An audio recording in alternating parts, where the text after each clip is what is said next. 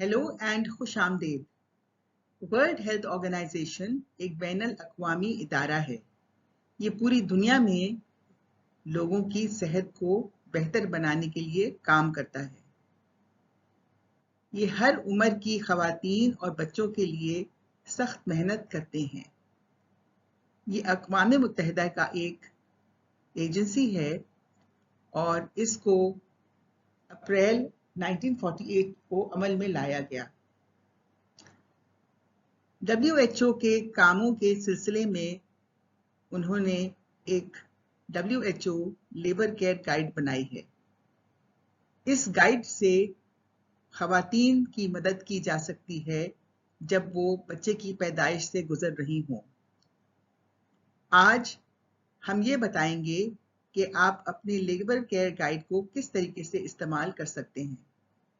Labour care guide और user manual WHO की website से डाउनलोड किया जा सकता है और इसको मुफ्त डाउनलोड किया जा सकता है। WHO की वेबसाइट का लिंक नीचे डिस्क्रिप्शन में दिया गया है।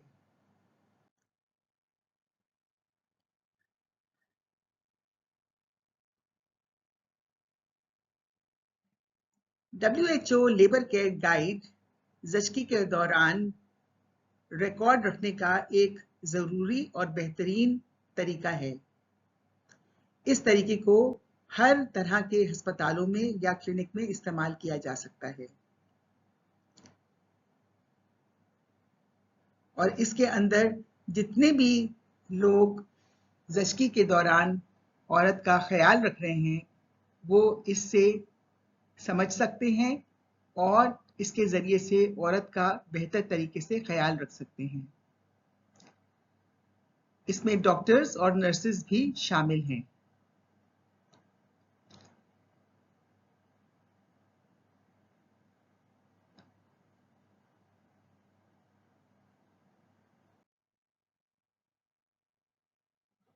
लेबर केयर गाइड के यूज़र मैन्युअल में बहुत सारी एब्रीविएशंस या एक्रोनिम्स को लिखा गया है और इनका सबका कुछ मतलब है।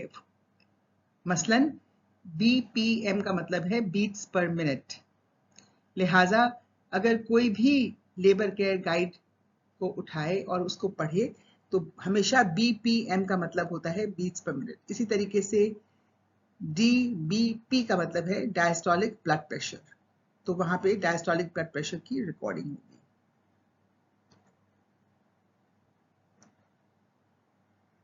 लेबर केयर गाइड एक पार्टोग्राम की सूरत में है और जैसे जैसे उसको इस्तेमाल किया जाता है तो ये सब एक्रोनिम्स और एब्रीविएशंस को आप समझ सकते हैं और इनको बार बार इस्तेमाल करने से आपको याद भी हो जाएंगे।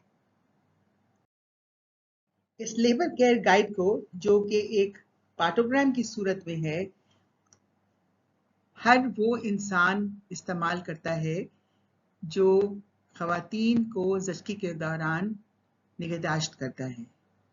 इसमें सिर्फ वो लोग नहीं हैं जो मरीज़ा के साथ डायरेक्टली इन्वॉल्व होते हैं, बल्कि वो लोग भी हैं जो कि एडमिनिस्ट्रेशन में मैनेजर्स या एडमिनिस्ट्रेटर्स के तौर पे मौजूद होते हैं और जो सहूलतकार होते हैं ताकि बेहतर से बेहतर निगहदाश्त हो सके।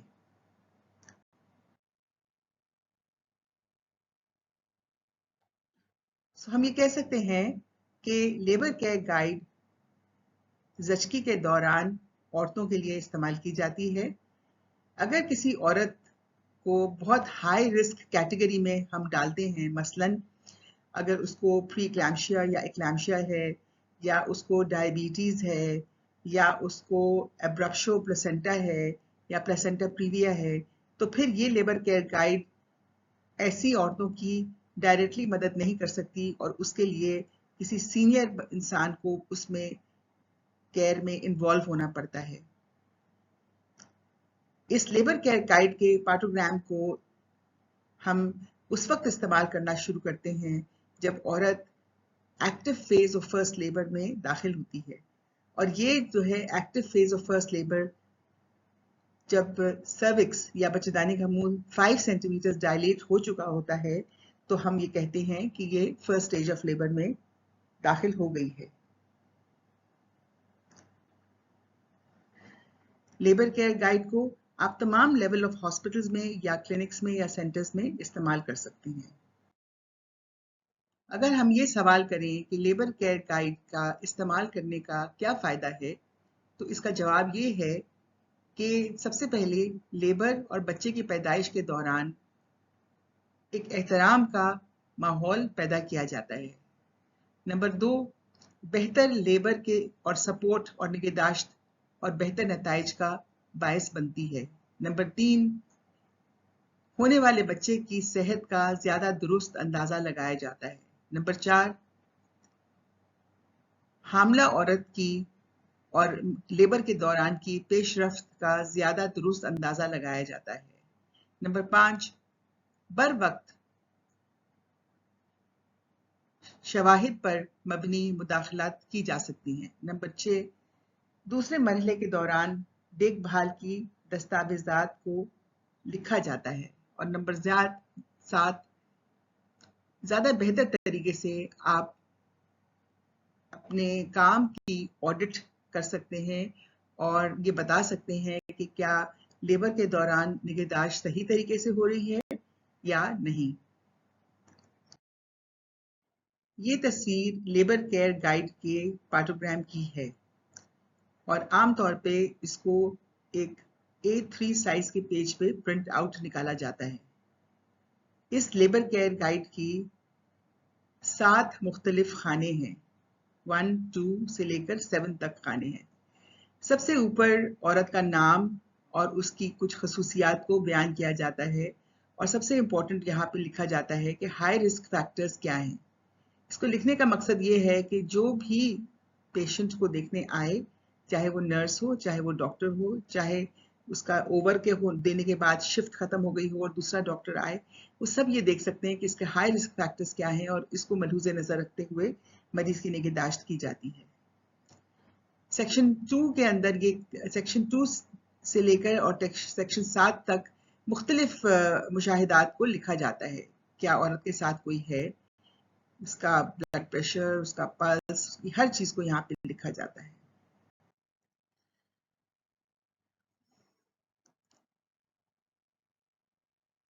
ये बहुत ज़रूरी है कि हम देखें कि लेबर केयर गाइड के पार्टोग्राम में हम किस तरीके से लिखते हैं।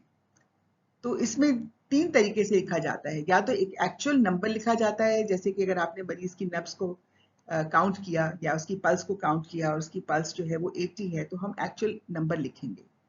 इसी तरीके से कहीं कहीं पे एब्रिविएशंस इस्तेमाल होती हैं, जैसे कि अगर मरीज के साथ कोई है या नहीं है, अगर है तो उसको यस या वाई लिखा जाएगा और अगर नहीं है तो एन या नो लिखा जाएगा। और कहीं कहीं पे कुछ सिंबल्स, यानी कि या तो एक पॉइंट लिखा जाता है, जैसे कि जब बच्चेदानी का मुंह खुल रहा होता है तो वो उसको कैसे लिखते हैं। और ये लिखने का मकसद ये है, और ये सब चीज़ें करने का मकसद ये है कि ताकि हर आने जाने वाला इंसान जो मरीज की निगहदाश्त कर रहा है उसको पता हो और उसको समझ सके कि इसका क्या मतलब है। पाठ्यक्रम के सबसे ऊपर एक रो है जिसमें टाइम लिखा जाता है। आप देख सकते हैं कि ये नंबर 1 ऊपर लिखा है टाइम और ये खाने बने हुए हैं। हर खाना 1 घंटे को रिप्रेजेंट करता है और ऊपर एक्चुअल टाइम लिखा जाता है और नीचे जो है यानी कि 1 घंटा गुजर गया, फिर टाइम लिखा गया 1 घंटे बाद, फिर 2 घंटे गुजर गए। इस तरीके से इसको हम 12 घंटे तक, इसको यहाँ तक हम पहली स्टेज ऑफ लेबर तक हम लेके जाते हैं और फिर 12 घंटे के बाद हम उम्मीद करते हैं कि 12 घंटे के अंदर अंदर मरीज की सेकेंड स्टेज शुरू हो जाएगी, जब वो बच्चे को पुश करना शुरू करती है और बच्चा जो है उसकी डिलीवरी हो जाती है। तो ये जो सेक्शन है ये सेकेंड स्टेज ऑफ लेबर के लिए है और ये जो है ये फर्स्ट स्टेज ऑफ लेबर के लिए है। इस स्लाइड में ये जो दिखाया गया है ये किसी एक एक्चुअल मरीजा की डॉक्यूमेंटेशन या रीडिंग को दिखाया गया है और इसमें आप देख सकते हैं कि 7 घंटे के बाद मरीजा जो है उसकी फुल डायलिटेशन हो गई और वो यहाँ से सेकेंड स्टेज ऑफ लेबर में जंप कर गई।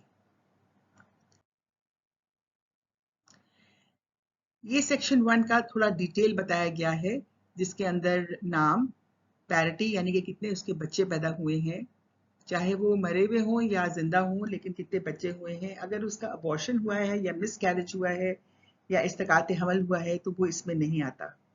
ये सिर्फ वो बच्चे हैं जो कि पैदाइश होती है 7th मंथ के बाद, या जो भी आपका सिस्टम है कि आप कितने महीने के बाद आप समझते हैं कि ये बच्चा जिंदा रह सकता है, तो ये पैरिटी कहलाती है।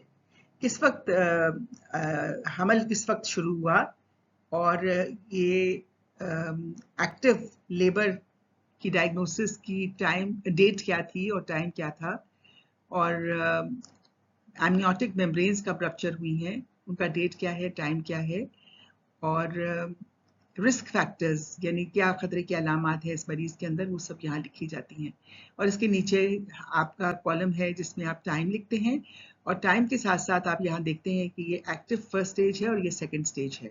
जैसे कि मैंने बताया कि ये 12 घंटे तक एक्टिव फर्स्ट स्टेज है और ये सेकंड स्टेज है। एक ज़रूरी बात इसमें बताने की ये है कि यहाँ पे एक अलर्ट का आपको नज़र आ रहा है, ये अलर्ट लिखा हुआ है, और यहाँ पे बड़ा सा ब्लू रंग का एक अलर्ट कॉलम का ये लिखा है कि ये अलर्ट कॉलम है। कॉलम का मतलब होता है जो इस तरीके से रन कर रहा होता है, और रो इस तरीके से रन कर रही होती है। इसको रो कहते हैं और इसको कॉलम कहते हैं।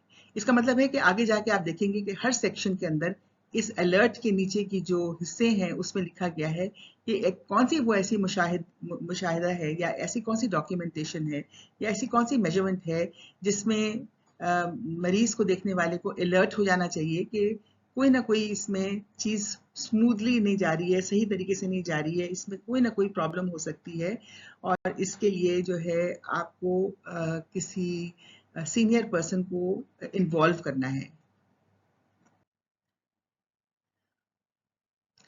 इस स्लाइड के अंदर WHO की जो केयर की जो लेबर केयर गाइड की जो यूजर मैनुअल है, उन्होंने ये बताया है कि आपको ये किस तरीके से सेक्शन 1 को कैसे कंप्लीट करना है। तो मरीज का पूरा नाम, उसका अगर मेडिकल रिकॉर्ड नंबर है तो ये, अगर उसका कोई भी बच्चा पैदा हुआ है जो जिसमें ये पोटेंशियल है कि वो जिंदा रह सकता है तो उसकी पैरिटी, और लेबर कैसे शुरू हुआ, क्या वो खुद ब खुद शुरू हुआ या फिर उसको शुरू कराया गया, या इंजेक्शन से या ड्रिप से या कोई गोली रखने से या कोई और तरीके से अगर इंड्यूस किया गया, तो यहाँ लिखा जाता है कि उसको स्पॉन्टेनियस है या इंड्यूस है। स्पॉन्टेनियस का मुखफ़फ़ है S और इंड्यूस का मुखफ़फ़ है I। इस स्लाइड के अंदर ये बताया गया है कि मरीजा को एक्टिव लेबर की डायग्नोसिस कब की गई थी।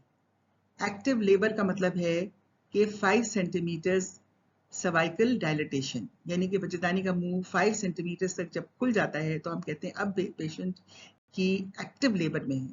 इससे पहले के लेबर को लेटेंट फेज ऑफ लेबर कहते हैं और इसको एक्टिव फेज ऑफ लेबर कहते हैं। सो इसके अंदर हम जो है वो डेट लिखेंगे कि आज तारीख क्या है, महीना लिखेंगे और साल भी लिखेंगे।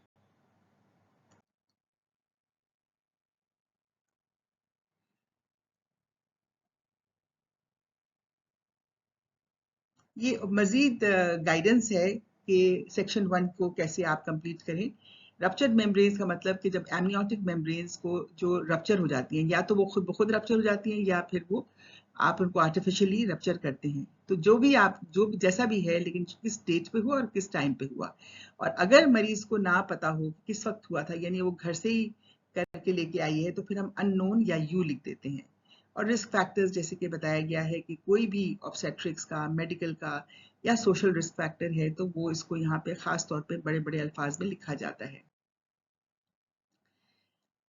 ये एक स्लाइड है जो कि दिखा रही है कि एक एक्चुअल मरीजा की को के बारे में जो डिटेल्स लिखी गई हैं वो किस तरीके से लिखी गई हैं। इसके अंदर उसका नाम, उसकी पैरिटी कि इसे 2 बच्चे हो चुके हैं, इसमें इस्तकात हमल या मिस कैरेज या अबॉर्शन का शामिल होना नहीं है। लेबर का ऑनसेट स्पॉन्टेनियस था, यानी कि खुद ब खुद शुरू हो गया था। एक्टिव लेबर डायग्नोज हुआ था 6 तारीख को, 6 तारीख को, और जुलाई का महीना, और 2020, और मेम्ब्रेन्स रप्चर हुई थी सुबह के 5 बजे। और रिस्क फैक्टर्स क्या थे कि इस मरीज़ा का पहले स्टिल बर्थ हो चुका है और इसको अनीमिया भी है। अब सेक्शन 2 के अंदर हम ये दिखाएंगे कि जब मरीज़ा लेबर में है तो उसको किस किस्म की सपोर्ट की ज़रूरत होती है। आमतौर पर देखा गया है कि अगर एक औरत लेबर में होती है और उसके साथ कोई खड़ा हो जिसको वो जानती हो, जिसको ट्रस्ट करती हो, और वो इंसान अगर उसको वाकई पास खड़ा होकर उसकी तसल्ली देता रहे और उसको हेल्प करता रहे, तो उससे मरीज़ा के लिए लेबर की जो दौरानिया है उसको गुजारना आसान हो जाता है और ऐसी औरतों का लेबर बेहतर तरीके से गुजरता है। इसका मतलब ये है कि हर औरत जो लेबर में होती है उसके साथ किसी ना किसी को खड़े होना चाहिए जो कि उसकी अपनी पसंद का, अपनी मर्जी का इंसान हो, चाहे वो उसकी वालदा हो या बहन हो या उसके शौहर हो, या अगर इनमें से कोई भी नहीं है तो कोई ऐसी स्टूडेंट नर्स या कोई ऐसा इंसान हो जो उनके साथ खड़ा हो सके, उनको तसल्ली दे सके। अगर तो औरत कह देती है कि मुझे जो है, हाँ मेरे पास कोई है ऐसा इंसान जो मेरे साथ खड़ा हो सकता है, तो इसको फिर इसके आगे हम वाई लिखते हैं, और अगर नहीं तो नो लिखते हैं, और डी का मतलब है कि वो डिक्लाइन कर रही है कि मुझे कोई नहीं चाहिए अपने साथ। और इसी तरीके से सेकंड पेन रिलीफ है, फिर ओरल फ्लूइड्स यानी कि उसको बाय माउथ उसको फ्लूइड्स दिए जा रहे हैं, और पॉस्चर यानी कि वो लेटी हुई है या खड़ी है। तो इस सिलसिले में जो गाइडेंस दी गई है लेबर केयर गाइड में, उन्होंने कहा है कि इस तरीके से डॉक्यूमेंटेशन करनी है, यस, नो या डिक्लाइंस। अगर तो मरीजा के पास कोई नहीं है, यानी यस का मतलब है कोई है, नो का मतलब कोई नहीं है, और डी का मतलब है कि उसने कहा है कि मुझे कोई नहीं चाहिए। अगर तो वो उसके पास कोई नहीं है तो फिर इसका मतलब है कि जो भी उसकी निगहदाश्त कर रहा है उसको चाहिए कि उससे डिस्कस करे, उससे पूछे, और अगर वो किसी को बुलाना चाहती है तो उनको बुलाएं, और नहीं तो फिर अपने तौर पे किसी ना किसी का इंतजाम करें जो उनके साथ खड़ा हो सके। सेक्शन 2 में मजीद हिदायत दी जाती हैं। क्या औरत को किसी किस्म की दर्द की दवा दी गई है? अगर दी गई है तो ठीक है, और अगर नहीं दी गई है तो ये एक अलर्ट है, यानी कि इंतबाह है कि कोई ना कोई दवा या कोई ना कोई चीज़ दी जाए, रिलैक्सेशन टेक्निक दी जाए, ब्रीदिंग है, माइंडफुलनेस है, या म्यूजिक है, कोई चीज़ भी उसको फराहम की जाए जिससे कि उसको दर्द का कम से कम एहसास हो। और मज़ीद गाइडेंस सेक्शन 2 के लिए है कि अगर औरत जो है वो उसको उसको कुछ पानी पीने के लिए या कोई चीज़ पीने के लिए दी जा रही है या नहीं। अगर नहीं दी जा रही तो ये एक अलर्ट है कि उसको देना चाहिए। और इसी तरीके से अगर औरत की किस पोजीशन में है, क्या वो लेटी हुई है या उठ के बैठी है या अपनी मर्जी से अपनी पोजीशन को बना रही है या चल रही है, तो अगर तो वो अपनी मर्जी से बैठी है या लेटी है या अपनी मर्जी से चल फिर रही है, और तो फिर तो सही है। लेकिन अगर उसको ज़बरदस्ती कहा जाता है कि नहीं आपको लेटना ही लेटना है, तो ये एक अलर्ट है कि इसका मतलब है कि आपकी पेशेंट की लेबर पे इसका बुरा असर पड़ सकता है। इस स्लाइड में हमें एक कंप्लीटेड सेक्शन 2 की तस्वीर दिखती है। जैसे कि आप देख सकते हैं कि ये टाइम का रो है और उसके नीचे घंटे का रो है कि कितने घंटे गुजर चुके हैं। इस मरीज को दाखिल हुए हुए 2 घंटे गुजर चुके हैं। और ये जो कॉलम है, ये कॉलम बता रहा है कि अगर ये चीज़ की निशानदेही होती है तो ये फिर अलर्ट, इसका मतलब है कि आप अलर्ट हो जाएं कि चीज़ें जैसे होनी चाहिए वैसे नहीं है, इसमें कुछ चेंजेस आए। जैसे कि अगर कंपेनियन नहीं है तो ये अलर्ट है और इसको फिर लाल से सर्कल किया जाता है। इसी तरीके से अगर पोजीशन जो है वो, अगर ज़चकी में औरत मोबाइल है तो ये एक अच्छी बात है, ये उसके लेबर के लिए अच्छा है। लेकिन अगर वो सुपाइन पोजीशन में है यानी लेटी हुई है तो फिर इसका मतलब है कि आप उसको इनकरेज करें कि वो उठ के बैठे या कोई ऐसी पोजीशन में वो हो जो उसके लिए कंफर्टेबल हो। 3 की तरफ मुतवज्जे होते हैं। इस सेक्शन के अंदर बताया गया है कि बच्चे की बहबूद के लिए उसकी क्या निगरानी की जाएगी। ये सेक्शन 3 का खाना है और इसके अंदर जो चीज़ें लिखी गई हैं वो हैं कि बच्चे की दिल की धड़कन कैसी है, उसमें कोई एब्नॉर्मेलिटी तो नहीं है, और एमनियोटिक फ्लूइड यानी बच्चे के आसपास जो पानी होता है वो कैसा है, बच्चे की सर की पोजीशन कैसी है माँ के पेल्विस में या माँ की हड्डियों में, और बच्चे के सर पे कोई कैपट है कि नहीं है, और बच्चे के सर पे मोल्डिंग है कि नहीं है। अब हमें और फिलहाल गाइडेंस मिलती है कि बच्चे की दिल की धड़कन को किस तरीके से सुनना है। जब माँ के बच्चेदानी में दर्द हो और उसकी बच्चेदानी दर्द से सख्त हो जाए तो उस वक्त आप बच्चे की दिल की धड़कन को सुनना शुरू करें, और उसके बच्चेदानी की कॉन्ट्रैक्शन के बाद भी कम से कम 30 सेकंड्स तक उसके बच्चे की दिल की धड़कन को सुनने की कोशिश करें। और इसका मतलब ये है कि कम से कम 1 मिनट से लेकर 1.5 मिनट तक आपको बच्चे की दिल की धड़कन को एक वक्त में सुनना है। तो ये कितनी मरतबा सुनना है, तो जब जैसे फर्स्ट स्टेज ऑफ लेबर है तो फर्स्ट स्टेज ऑफ लेबर के अंदर जो है आपको तकरीबन आधे घंटे पे सुनना है, और फिर जब सेकंड स्टेज ऑफ लेबर शुरू हो जाए तो यानी कि जब एक्टिव पुशिंग मदर करने लगे और एक्टिवली बच्चे को डिलीवर करने की तैयारी कर रही हो, तो फिर हर 15-15 मिनट के बाद आपको ये सुनना है। ये उस सूरत में है कि आप कंटिन्यूसली हार्ट रेट को नहीं, आपने मशीन नहीं लगाई हुई है, आप या तो जो हैंड हेल्ड डॉपलर है उससे सुन रहे हैं, या फिर आप पिनार्ड के जरिए से, जो कि फीटल स्टेथोस्कोप है, उसके जरिए से सुन रहे हैं। अगर बच्चे के दिल की धड़कन 110 बीट्स से कम है या 160 बीट्स या उससे ज़्यादा है, तो इसका मतलब है कि कोई मसला है, और इसमें आपको जो सीनियर आपका प्रोवाइडर है, जो भी आपसे जो सीनियर है, आप उसको इन्फॉर्म करें ताकि उसके बारे में कोई सही किस्म की डिसीजन ली जाए, सही किस्म के फैसले किए जाएं, जिससे माँ और बच्चा दोनों सही रहें। जब तक कि आपका सीनियर नहीं आता, आप मरीज़ा को या औरत को कहें कि वो अपने उल्टे हाथ की करवट से लेट जाए और उसके बाद बच्चे की दिल की धड़कन को सुनते रहें। अगर सपोजिंग बच्चे की दिल की धड़कन जो है वो स्लो होने लग जाती है, और बच्चे की मदर की कॉन्ट्रैक्शन या यूट्रस की कॉन्ट्रैक्शन के दौरान या उसके फ़ौरन बाद अगर बच्चे की दिल की धड़कन जो है वो स्लो होने लगती है, अगर तो उसकी दिल की धड़कन बहुत थोड़ी देर के लिए स्लो होती है तो फिर तो कोई फ़िक्र की इतनी बात नहीं है। लेकिन अगर काफ़ी देर तक स्लो रहती है और बहुत देर से उठ के वापस नॉर्मल कंडीशन पे आती है और वक्तन फ़वक्तन ऐसे ही होता रहता है, तो इसका मतलब है कि आप कोई एब्नॉर्मेलिटी है, और आप फ़ौरन, अगर आप मरीज़ को सिंटोसिनॉन लगी है तो फ़ौरन उसको बंद करें, मरीज़ को उल्टे हाथ की करवट पे लिटाएं और फ़ौरन किसी सीनियर को अर्जेंटली बुलाइए, क्योंकि ये जो है ये अलर्ट है। अगर लेट डिसेलरेशन है, इसका मतलब है कि अलर्ट है। लेट डिसेलरेशन का मतलब ये है कि जब बच्चेदानी सिकुड़ना बंद हो जाए और बच्चेदानी रिलैक्स हो जाए, फिर भी बच्चे की दिल की धड़कन नीचे ही रहती है, ऊपर नहीं आती है। आमतौर पे ये तकरीबन 15 से 20 बीट्स तक नीचे चली जाती है। फिर उसके बाद जो एमनियोटिक फ्लूइड या जो बच्चे के इर्द गिर्द पानी होता है, उसकी भी रंगत जो है वो हमें हमें अलर्ट कर सकती है। अगर ये पानी जैसे निकल के और माँ ने अगर कोई कपड़ा रखा हुआ है अपने, या कोई कोई पैड रखा हुआ है, सैनिटरी पैड रखा है, तो उसके ऊपर ये पानी जो है वो निकल के बाहर आ जाता है।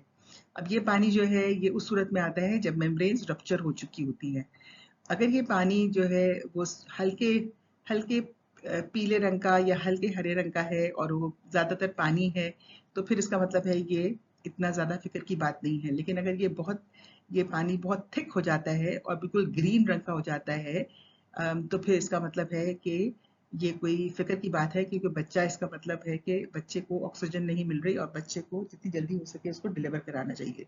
इसी तरीके से अगर माँ के बच्चेदानी में से ब्लड निकल रहा हो और ब्लड बाहर तक आ रहा हो, तो ये भी एक अर्जेंट साइन है कि कोई इसमें कोई खतरे की बात है। और इन सूरतों में अगर मेम्ब्रेन्स जो मेकोनियम बहुत थिक है और बहुत ज़्यादा है और अगर ब्लड निकल रहा है तो उन दोनों सूरतों में फ़ौरन किसी सीनियर को आप बुलाइए। ये फीटल पोजीशन के बारे में है। जब हम पेशेंट को अंदर से एग्जामिन करते हैं तो हम उसको बहुत सारी चीज़ें देखते हैं, उनमें से एक चीज़ है फीटल पोजीशन। फीटल पोजीशन का मतलब है कि बच्चा किस तरीके से आ रहा है, क्या वो उसका जो सर के पीछे का हिस्सा है वो सामने की तरफ है, या वो साइड की तरफ है, या वो पीछे की तरफ है। अगर तो बच्चे का सर का पिछला हिस्सा सामने की तरफ होता है तो इसमें डिलीवरी आसानी से हो जाती है, लेकिन अगर ये साइड पे होता है या नीचे की तरफ होता है जिसको हम पोस्टीरियर या ट्रांसवर्स कहते हैं, तो ये दोनों अलर्ट साइंस हैं। और अगर ये अलर्ट साइंस आपको मिलते हैं तो फौरन आप अपने सीनियर को बुलाएं। ये कैसे आपको पता चलता है? ये एग्जामिनेशन जब हम करते हैं तो बच्चे के सर के ऊपर जो हड्डियां होती हैं उन हड्डियों के दरमियान जो जॉइंट्स होते हैं वो जॉइंट्स को फील किया जाता है, जॉइनिंग एरियाज को, और इसको जॉइनिंग एरियाज को फील करके हमें पता चल जाता है कि बच्चे के सर की पोजीशन क्या है। इसके अलावा और मज़ीद हमें गाइडेंस मिलती है सेक्शन 3 को कंप्लीट करने में। उसके अंदर फिर कैपेट आता है कि बच्चे के सर के ऊपर अगर सूजन हो जाए, तो अगर माँ बहुत देर तक पुश कर रही है या बच्चेदानी का मुंह नहीं खुल रहा है तो बच्चे के सर पे सूजन सी हो जाती है। और अगर ये सूजन बहुत ज़्यादा हो तो फिर इसको हम कैपेट प्लस प्लस प्लस कहते हैं, और ये भी एक अलर्ट साइन है जिसमें कि फ़ौरन किसी सीनियर को बुलाना चाहिए ताकि वो इसमें अंदाज़ा लगा सके कि इसकी वजह क्या है और अब क्या करना है।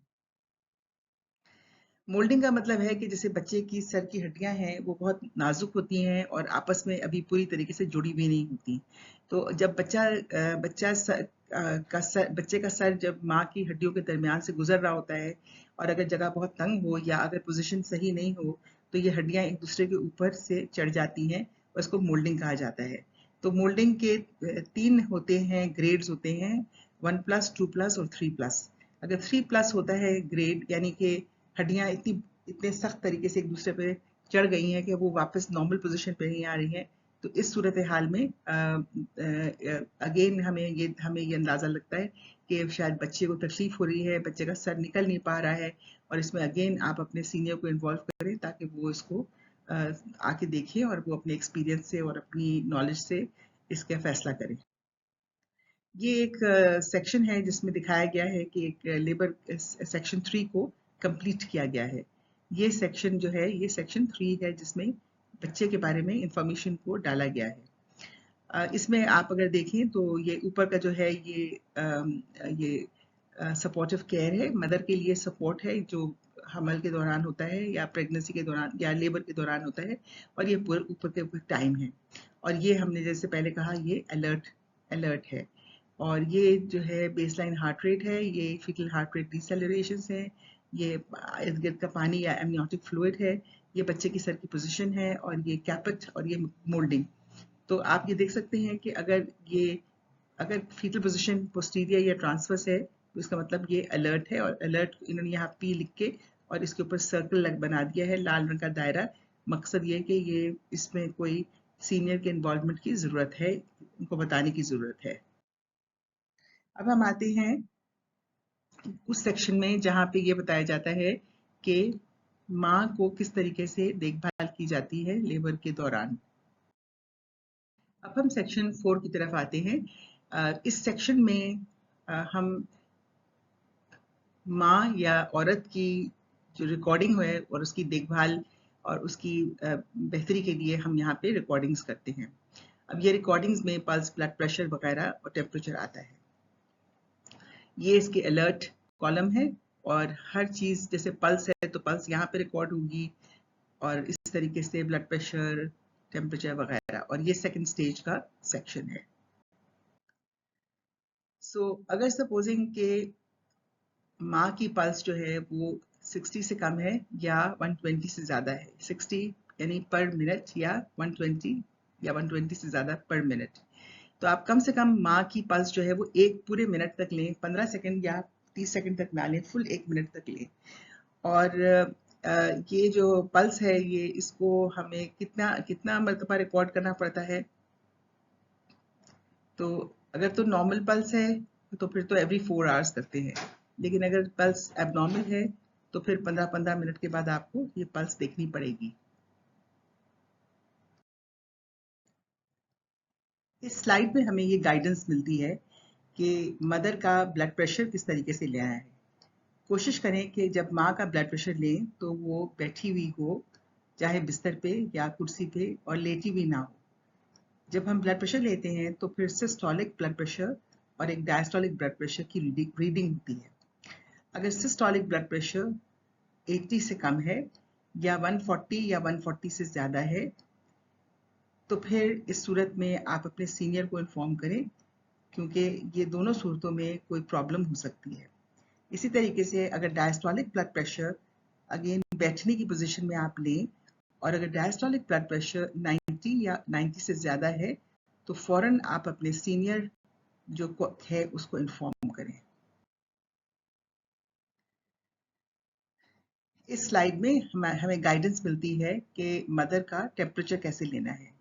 सो थर्मोमीटर को आप उसकी बगल के अंदर लेना है और कम से कम 1 मिनट तक वहाँ पर उसको छोड़ दें, ताकि अगर उस पेशेंट का टेम्परेचर ज़्यादा हो या पेशेंट का टेम्परेचर कम हो, यानी -35 डिग्री से कम हो या 37.5 डिग्री से ज़्यादा हो, तो उस सूरत में एक सीनियर केयर प्रोवाइडर को आप इन्फॉर्म करें।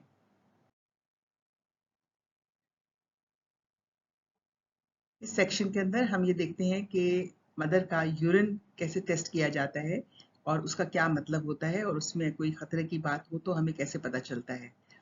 मदर की यूरिन का सैंपल स्ट्रिप से, मल्टी स्टिक से और स्ट्रिप से उसको टेस्ट किया जाता है, और दो चीज़ों के लिए, एसीटोन के लिए और प्रोटीन के लिए। अगर प्रोटीन प्लस प्लस है या अगर एसीटोन प्लस प्लस है तो फ़ौरन आप अपने सीनियर केयर प्रोवाइडर को इन्फॉर्म कीजिए। यूरिन को चेक कितनी मरतबा किया जाता है? यूरिन को हम एवरी 4 आवर्स चेक करते हैं लेबर के दौरान, और हर घंटे पे नहीं, 4 घंटे पे करते हैं। ये एक सैंपल है जिसमें ये दिखाया गया है कि अगर हम मदर का सेक्शन को हम कम्प्लीटली फिल करते हैं तो वो किस तरह से लगता है। मसलन यहाँ पे ये पल्स है और ये एवरी 4 आवर्स ली गई है। एक उसकी एडमिशन के ऊपर 6 सुबह के 6 बजे और फिर उसके बाद 10 बजे। इसी तरीके से मदर का सिस्टोलिक ब्लड प्रेशर, मदर का डायस्टोलिक ब्लड प्रेशर, मदर का टेम्परेचर और मदर का यूरिन टेस्ट किया गया है, और सारे इनमें से कोई भी अलर्ट नहीं है, इसीलिए किसी कोई भी लाल रंग का दायरा नहीं बनाया गया। सेक्शन नंबर 5 के अंदर लेबर की प्रोग्रेस के बारे में हमें मालूमात जो है वो डॉक्यूमेंट करनी होती हैं। ये सेक्शन 5 कहलाता है, जिसके अंदर हम लेबर के बारे में मालूमात को डॉक्यूमेंट करते हैं। इसके अंदर दो चीज़ें आती हैं। इसमें आता है कि मदर का जो बच्चेदानी का मुंह है वो उसका खुलना, और बच्चे का सर का नीचे की तरफ आना, ताकि वो डिलीवरी की करीब आ सके। सबसे पहले हमें कॉन्ट्रैक्शंस देखनी होती हैं। अब कॉन्ट्रैक्शंस हमें कम से कम 10 मिनट में गिननी पड़ती हैं कि कितनी मरतबा कॉन्ट्रैक्शंस आ रही हैं। अगर बच्चेदानी के अंदर कॉन्ट्रैक्शन 2 से कम है इन 10 मिनट के अंदर दौरान, या अगर 5 से ज़्यादा है 10 मिनट के दौरान, तो इसका मतलब है कि कोई प्रॉब्लम है, और अब इसको सीनियर आप अपने डॉक्टर को इन्फॉर्म करें और उनसे डिस्कस करें कि इस सूरत में हमें क्या करना चाहिए। इस स्लाइड के अंदर हमें बताया गया है कि कॉन्ट्रैक्शंस, बच्चेदानी की कॉन्ट्रैक्शंस को और किस तरीके से हम देखते हैं। दूसरा तरीका, एक तो ये है कि 10 मिनट में कितनी मरतबा कॉन्ट्रैक्शंस आए, और दूसरा ये कि एक कॉन्ट्रैक्शन कितने सेकंड के लिए है। अगर कॉन्ट्रैक्शन बहुत बहुत कम टाइम के लिए, यानी 20 सेकंड से कम है, या अगर कॉन्ट्रैक्शन 60 सेकंड्स से ज़्यादा है, 60 सेकंड का मतलब 1 मिनट, तो इस सूरत में कोई मसला हो सकता है। आप अपने सीनियर को इन्वॉल्व करें और इसका अलर्ट साइन बनाया जाता है। फिर आती है बच्चेदानी के मुंह की खुलने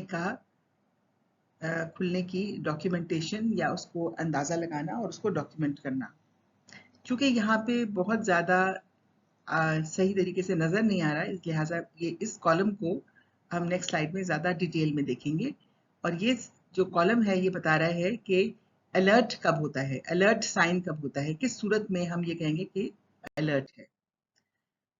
हम ये देखेंगे कि अगर सपोजिंग कि अगर बच्चेदानी का मुंह 5 सेंटीमीटर्स ओपन हो चुका है और वो 6 घंटे से या 6 घंटे से ज़्यादा इतना ही रहता है तो ये अलर्ट है। इसी तरीके से अगर बच्चेदानी का मुंह 6 सेंटीमीटर्स की डायलिटेशन हो गई है और ये 5 घंटे तक ये ऐसा ही रहता है या 5 घंटे से ज़्यादा ऐसे ही रहता है तो अलर्ट है। इसी तरीके से अगर बच्चेदानी का मुंह 7 सेंटीमीटर्स है तो और 3 घंटे से ज़्यादा ये रहता है इस तरीके से तो ये भी अलर्ट है। 8 सेंटीमीटर्स 2.5 घंटे से ज़्यादा रहे और 9 सेंटीमीटर अगर 2 घंटे से ज़्यादा रहे। हमें ये देखना है कि ये फर्स्ट स्टेज ऑफ लेबर की अलर्ट वैल्यूज हैं, यानी कि इसमें अगर ये चीज़ नज़र आती है तो हमें अलर्ट है और हमें सीनियर केयर प्रोवाइडर को कांटेक्ट करना है। जिस तरीके से फर्स्ट स्टेज ऑफ लेबर में अलर्ट है और थ्रेशोल्ड है, इस तरीके से सेकंड स्टेज ऑफ लेबर में भी अलर्ट साइंस है। अगर किसी औरत की पहली डिलीवरी हो रही है तो उसको 3 घंटे से ज़्यादा नहीं लगने चाहिए एक्टिवली बच्चे को पुश करने में और बच्चेदानी के मुंह को पूरी तरीके से खुलने में और बच्चे की डिलीवरी में। अगर किसी औरत की पहली डिलीवरी हो चुकी है तो फिर उसको 2 घंटे के अंदर अंदर डिलीवर कर जाना चाहिए और अगर ऐसा नहीं होता तो फौरन आप किसी सीनियर को इन्फॉर्म करें। इस सेक्शन में हमें गाइडेंस दी गई है कि बच्चे की जो डिसेंट कैसे है माँ की हड्डियों में लेबर के दौरान बच्चे का सर कितनी तेजी से या कितने आराम से नीचे जा रहा है और इसकी जो रिकॉर्डिंग की जाती है वो एक छोटा सा दायरा बनाया जाता है जिसमें उस इतने घंटे के सामने कि ये अब सर यहाँ तक पहुँच गया है और ये सर जो है इसकी जो कम नीचे आना है ये हम पेट के एग्जामिनेशन से भी देख सकते हैं और इंटरनल एग्जामिनेशन से भी देख सकते हैं। इसमें कोई रेफरेंस नहीं है लेकिन इसमें ये है कि हमारे पास एक रेफरेंस वैल्यू ये है कि आप कि एक मदर जिसकी पहली डिलीवरी है उसको 3 घंटे में बच्चे की डिलीवरी हो जानी चाहिए बच्चेदानी के मुंह को पूरा खुलने के बाद और अगर कोई किसी औरत की पहले डिलीवरी हो चुकी है तो 2 घंटे में उसकी डिलीवरी हो जानी चाहिए।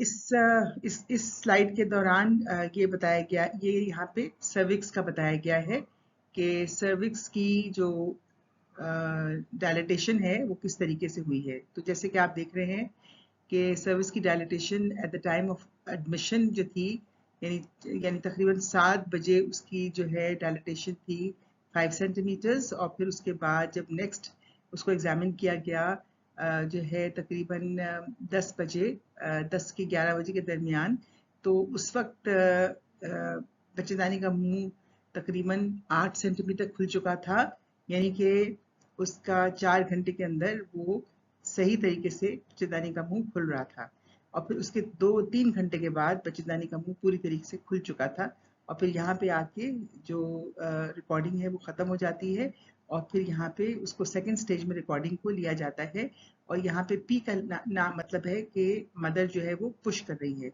और ये जो सेकंड स्टेज ऑफ लेबर है इसमें ये सिर्फ 3 घंटे का होता है, 1 घंटा 2 घंटे और 3 घंटे, इससे ज़्यादा हो ही नहीं सकता।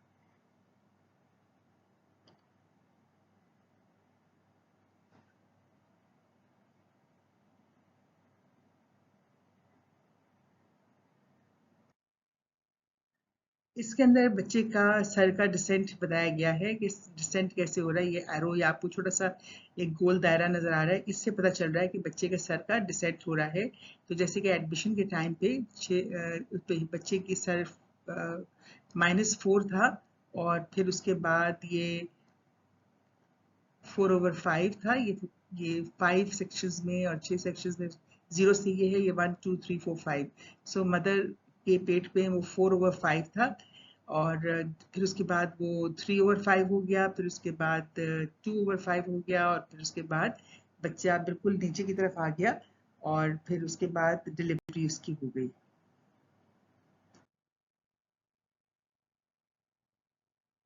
अब इस सेक्शन के अंदर हम ये देखते हैं कि मदर जो है वो उसको क्या दवाइयाँ मिल रही हैं।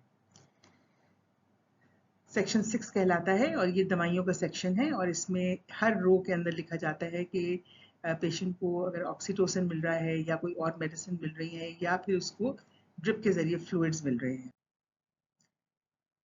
इसके अंदर कोई अलर्ट साइन नहीं है, सिर्फ हमें रिकॉर्डिंग करनी है कि अगर ऑक्सीटोसिन मिल रहा है तो हमें लिखना है कि कितना डोज से मिल रहा है।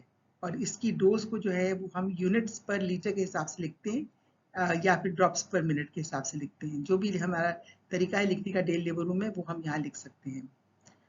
और जब ड्रिप खत्म हो जाए और नई ड्रिप स्टार्ट हो तो उसके बाद में भी लिखना होता है, लेकिन अगर ऑक्सीटोसिन नहीं दी जा रही और तो फिर हम नो लिख सकते हैं।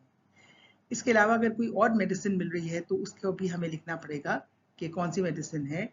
और अगर माँ को इंट्रावीनस फ्लूइड्स मिल रहे हैं तो वो भी हमें लिखना पड़ेगा कि कौन से इंट्रावीनस फ्लूइड्स मिल रहे हैं और किस रेट से मिल रहे हैं। आमतौर पर ये हमारी कोशिश होती है कि हम ड्रिप ना लगाएं ताकि औरत जो है वो चल फिर सके, क्योंकि जब आप ड्रिप लगा देती हैं तो फिर उसके बाद औरत को फिर चलना फिरना हिलने में मुश्किल होती है। ये हमारा सेक्शन है जिसमें ये बताया गया है, सेक्शन 7, कि किस तरीके से आपने डिसाइड करते हैं पेशेंट को और कैसे आपकी उसकी असेसमेंट करते हैं। असेसमेंट का मतलब है कि पूरे तरीके से जो पूरा हमारा पार्टोग्राम है, हम पूरे 1 घंटे के अंदर मरीज की क्या हालत थी, बच्चे की क्या हालत थी, यूट्रस के कॉन्ट्रैक्शंस की क्या हालत थी, मदर के सपोर्ट की क्या हालत थी, सारी चीज़ें करके फिर हम यहाँ पे असेसमेंट लिखते हैं। अगर इस असेसमेंट के अंदर कोई भी अगर ऐसी चीज़ हो जहाँ पे जो है वो अलर्ट है तो फिर हम ये लिखते हैं कि हमने ये करा, हमने या तो बच्चे की दिल की धड़कन जो है वो ज़्यादा मॉनिटरिंग करनी शुरू कर दी, या फिर हमने कोई टेस्ट भेजा, या फिर हमने ड्रिप लगा दी ऑक्सीटोसिन की, या हमने मेम्ब्रेन्स को रप्चर कर दिया आर्टिफिशियली, या फिर हमने बच्चे की डिलीवरी के लिए फॉसेप्स इस्तेमाल की। तो ये हमारा प्लान होता है कि हम प्लान क्या कर रहे हैं, जबकि हम ये हमारी असेसमेंट है और ये हमारी प्लान है, उसको बाकायदा तौर पे लिखा जाता है। जैसे कि आप यहाँ देख सकते हैं कि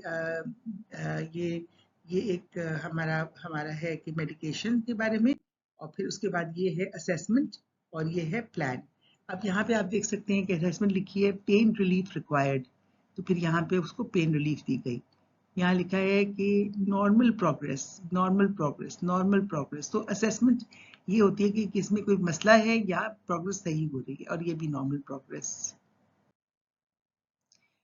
अब हमने पूरा फॉर्म देख लिया कि फॉर्म को कैसे फिल किया जाता है। अब हम ये देखते हैं कि जो पुराना पार्टोग्राम था वो भी वर्ल्ड हेल्थ ऑर्गेनाइजेशन का था, और जो अभी का लेबर केयर गाइड है जो कि नया तौर पे पार्टोग्राम बनाया गया है, तो इन दोनों में क्या डिफरेंसेस हैं।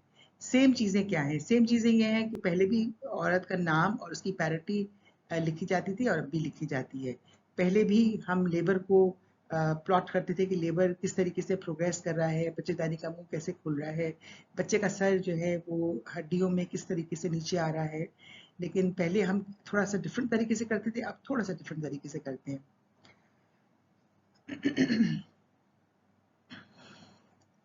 मदर की और बच्चे की वेलबींग और डॉक्यूमेंटेशन ऑफ एनी ड्रग्स। क्या चीज़ें डिफरेंट हैं? पहले ग्रेविटी जो थी वो लिखी जाती थी, लेकिन अब नहीं लिखी जाती। Date and time, date of admission लिखा जाता था, अब नहीं लिखा जाता। जब first stage of labour diagnose किया है वो पहले नहीं लिखा जाता था, अब हम लिखते हैं कि किस वक्त लेबर डायग्नोज हुआ, ताकि हमें अंदाजा हो कि टोटल लेबर की ड्यूरेशन या टोटल लेबर कितनी देर में फर्स्ट स्टेज ऑफ लेबर था, कितनी देर में सेकंड स्टेज ऑफ लेबर था। किस किस्म का लेबर है ये पहले नहीं लिखा जाता था, अब हम इसको डालते हैं कि इंड्यूस्ड है या ऑगमेंटेड है। और जो भी रिस्क फैक्टर्स हैं वो पहले नहीं लिखे जाते थे, लेकिन अब लिखे जाते हैं। और इसी तरीके से सपोर्टिव केयर, यानी कि मदर के साथ कोई है, उसको पेन के लिए कुछ दिया जा रहा है, उसको बाय माउथ पानी दिया जा रहा है, और मदर जो है वो एक्टिव है, चल रही है, फिर रही है, अपनी मर्जी से बैठ रही है, या बस लिटा दिया गया है, ये भी डिफरेंट है। इसी तरह से पहले भी हर बच्चे की दिल की धड़कन को लिखा जाता था, लेकिन वो एक ग्राफिक फॉर्म में लिखते थे। अब हम एक्चुअल लिखते हैं कि एक्चुअल नंबर लिखते हैं कि अभी बच्चे की दिल की धड़कन 115 बीट्स पर मिनट है और अब इतनी है, तो सब हम लिखते हैं। इसी तरीके से अगर डिसेलरेशंस हैं वो अब मेंशन होती है, पहले नहीं थी। एमनियोटिक फ्लूइड के बारे में पहले भी था, अब भी है। बच्चे की पोजीशन पहले नहीं थी, अब लिखा जाता है कि बच्चे की पोजीशन ट्रांसवर्स है या पोस्टीरियर है। कैपेट पहले नहीं लिखा जाता था, अब लिखा जाता है, और मोल्डिंग पहले भी थी, अब भी है। मदर की पल्स पहले भी थी और ब्लड प्रेशर पहले भी था, अब भी है। मदर की टेम्परेचर भी पहले था, अब भी है। पेशाब का वॉल्यूम पहले था कि पेशाब कितने वॉल्यूम वो पास कर रही है, लेकिन अब नहीं है। और protein urea and acetone urea पहले भी था, अब भी है। And frequency of uterine contraction, duration of uterine contraction पहले भी था, अब भी है। And strength of the contraction जो है वो पहले था, किसी और तरीके से लिखा जाता था, अब हम किसी और तरीके से लिखते हैं। अब हम यानी स्ट्रेंथ ऑफ कॉन्ट्रैक्शन नहीं लिखते, हम लिखते हैं कि कितनी देर के लिए कॉन्ट्रैक्शन रहा, आधा मिनट, 1 मिनट या उससे या बहुत ही कम। इसी तरीके से एक्टिव स्टेज ऑफ लेबर जो था पहले 4 सेंटीमीटर से था, अब 5 सेंटीमीटर से है। और सेटिस्फैक्ट्री लेबर पहले ये था कि 1 सेंटीमीटर पर आवर के हिसाब से बढ़ना चाहिए, लेकिन अब हमारे पास ये एविडेंस बेस्ड जो है ये हम नहीं करते। सर्वाइकल डायलिटेशन पहले भी था, अब भी है। और descent of the foetal head पहले था, अब भी है। और हम अब अलर्ट और एक्शन लाइंस नहीं इस्तेमाल करते, बल्कि हम इस्तेमाल करते हैं कि हर पॉइंट पे हम इस्तेमाल करते हैं कि कितनी क्या अलर्ट है और क्या इसके ऊपर क्या एक्शन लेना चाहिए। सेकेंड स्टेज को अब के जो लेबर केयर गाइड का पाठ्यक्रम है इसमें अलग किया गया है, और इसमें इसी तरह से पुशिंग को भी अलग किया गया है कि जब पेशेंट पुश करना शुरू करे, जोर लगाना शुरू करे बच्चे की पैदाइश के लिए। और हम पहले ये नहीं था तरीका, लेकिन अब जो है अगर कहीं पे भी कोई अलर्ट का साइन है तो उसको लाल रंग के पेन से उसको सर्कल किया जाता है, ताकि फौरन देखने वाला देख सके कि इसमें कौन सी ऐसी चीज़ है जिसको कि ख़ास तौर पे ध्यान की ज़रूरत है। अब हम असेसमेंट फाइंडिंग्स लिखते हैं, प्लान ऑफ केयर लिखते हैं, और हम जो प्रोवाइडर मरीज को देख रहा है उसके इनिशियल्स लिखते हैं, ताकि हमें पता चले कि किसने ये पेशेंट को देखा है, किसने ये रिकॉर्डिंग की है।